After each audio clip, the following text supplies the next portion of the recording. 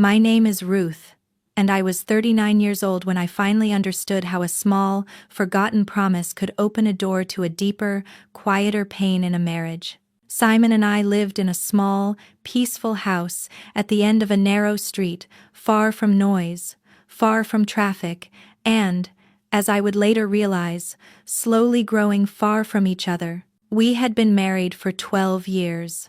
Long enough to build routines, long enough to create memories, and also long enough to break something important without noticing. Maybe that's how most marriages weaken, not with a loud crash, but with a soft, slow fading that no one sees until one day it feels too late. Every morning began the same way. I prepared Simon's breakfast while he hurried around the house, trying to get ready for work. He always looked a little rushed, his tie half straight, his bag in one hand, and his phone in the other. Before leaving, he would kiss my cheek, quick, distracted, almost automatic, and I always smiled, pretending it was enough. I told myself his behavior was normal. People get busy, life gets stressful, marriage changes after so many years. Love becomes quieter, gentler, not as bright as it used to be. But even as I told myself these comforting lies, a slow ache lived inside me, a loneliness that settled in my chest like a permanent shadow. I tried to ignore it. I tried to be grateful. I tried to be patient. But at night, when the house was dark and silent, a question often whispered inside me. Is patience just another word for loneliness? I wasn't ready to face the truth. Not yet.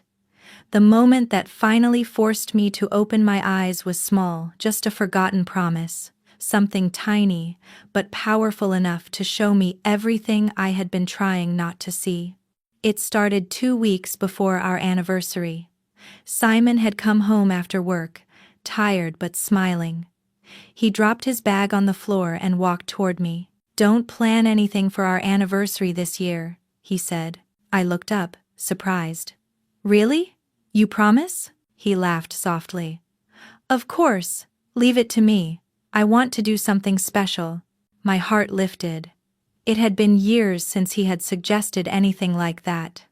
I believed him because I wanted to believe him. I wanted to feel chosen again. I wanted to feel like I still mattered. On the morning of our anniversary, I woke up with a small, excited flutter in my stomach. I put on a soft blue dress, the same one he once said brought out my eyes. I fixed my hair carefully, sprayed my favorite perfume, and waited in the living room. Simon left for work with his usual quick kiss, whispering, "I'll be home early." All day, I imagined the evening. Maybe he had booked a dinner at our favorite restaurant. Maybe he had planned a quiet walk by the river. Maybe he had bought a small gift. Or maybe, simply, we would sit together and talk like we used to. But when 7 p.m. came, he still wasn't home. At 8 p.m., the hope inside me began to dim. By 9 p.m., it felt like a stone sinking to the bottom of a deep, dark lake. At 9:40, the front door finally opened. Simon stepped inside, looking exhausted, his shirt wrinkled, his keys jingling carelessly in his hand. "Hey," he said lightly. "Why are you dressed up?" I felt the air around me freeze. I swallowed painfully. "Today is our anniversary." His expression changed, a tiny flicker of realization, followed by a heavy sigh. "Oh no, Ruth, I'm so sorry." "You forgot," I whispered. "No, I didn't. Well, yes, I did." He rubbed his forehead. "Work was crazy. I didn't even look at the date." Something inside me broke. Not dramatically, not loudly, just a quiet breaking, like a thin piece of glass cracking in the dark. "You promised," I said, my voice barely a breath. "I know, and I'm sorry. We can celebrate tomorrow."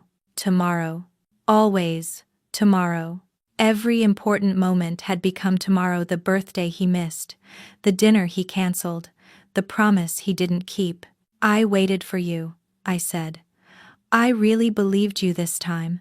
I said, "I'm sorry," he replied.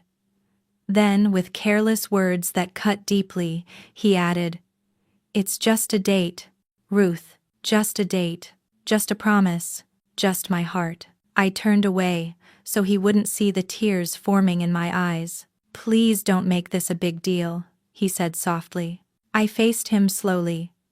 "It is a big deal, Simon, because it's not the first time." He didn't reply, and his silence said more than any words could. That night, I lay awake long after he fell asleep beside me. I stared at the ceiling, feeling the truth settle on me like a heavy blanket I couldn't push away. His forgotten promise wasn't the real hurt. The hurt was the pattern, the slow ignoring, the quiet dismissals, the way he no longer saw me when he looked at me. Over the next few days, a coldness grew between us, thin, invisible, but sharp like frost. We spoke, but every conversation felt like stepping on fragile glass. I cooked dinner. He ate quickly. We shared a roof but not a life. One evening, I found myself opening an old box of photos. Pictures from the early years, Simon, holding my hand, kissing my forehead, smiling at me like I was the best part of his world. Photos of us laughing under a cheap paper lantern in a small restaurant we used to love.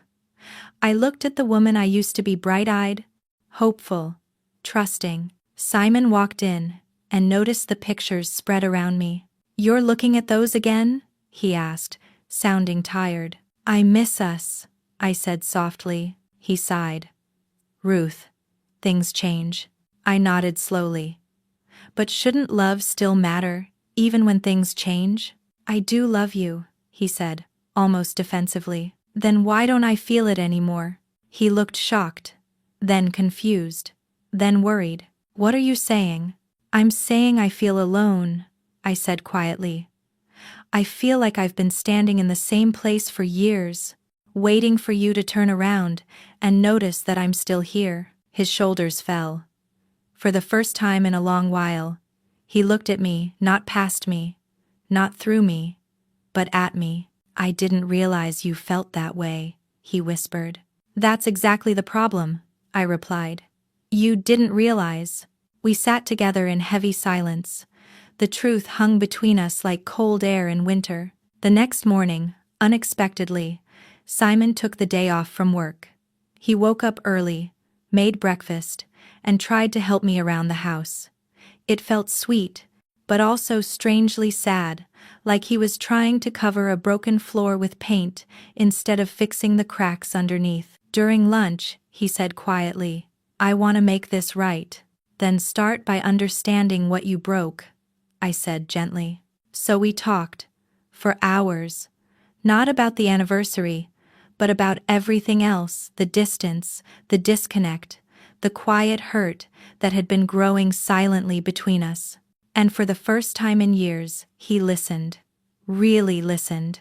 His eyes softened, his voice slowed, and his heart opened just enough for me to feel a small spark of hope.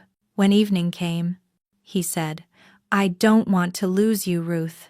I placed my hand over his. "Then don't lose sight of me." It wasn't forgiveness. It wasn't a perfect ending. It was a beginning, a fragile, honest beginning that only grows when two people decide to face their cracks instead of ignoring them. In the weeks that followed, Simon changed. Not quickly and not perfectly, but slowly, gently, in small ways, coming home earlier, asking about my day, remembering what I told him, noticing my feelings. Some days he failed, and I felt hurt again. But other days he tried, and I felt hope again. I learned something important. Love is not kept alive by big promises.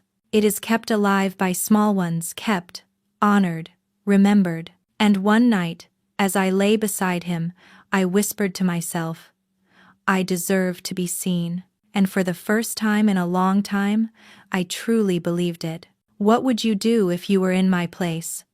Let me know in the comments.